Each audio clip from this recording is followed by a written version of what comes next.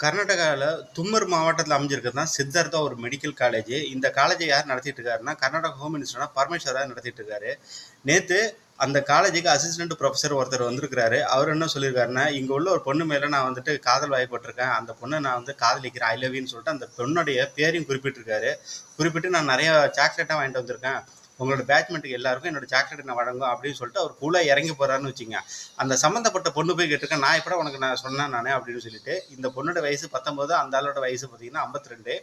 அப்போ வந்து கேள்வி வாக்குவாதம் முட்டுது, "வாங்க பிரின்சிபால் ரூமுக்கு போவோன்ட்டு." அந்த ஆளு திரும்பி பார்த்தீங்கன்னா, "நான் வரமாட்டேன். நாளைக்கு நம்ம பேசுவோம்னு" சொல்லிட்டு போறாரு. உடனே பார்த்தீங்கன்னா, அந்த பொண்ணு செப்பலாலேயே அடிக்கிறா. செப்பல் அடிச்சது போல அங்க உள்ள பசங்களும் பார்த்தீங்கன்னா, எல்லாருமே சேர்ந்துட்டு கண்மூடித்தனமா அவர தாக்குதல் பண்றாங்க. அவர் கை, கால், மூக்குலாம் பார்த்தீங்கன்னா ரத்தம் வடிஞ்சுகிட்டு இருக்கு. ஒரு புரொஃபசரு கல்விய போதிக்க வேண்டிய ஆளு, ஒழுக்கத்த போதிக்க வேண்டிய ஆளு, இவனால தான் இவன போல சிஸ்டம் இருக்கிறதுனால தான் இந்த எஜுகேஷன் சிஸ்டமே உருப்படாம போறதுக்கு முதல் காரணமே இப்படிப்பட்ட ஆளு தான்னு வச்சுக்கங்களேன். உடனே அவர சஸ்பென்ஷன்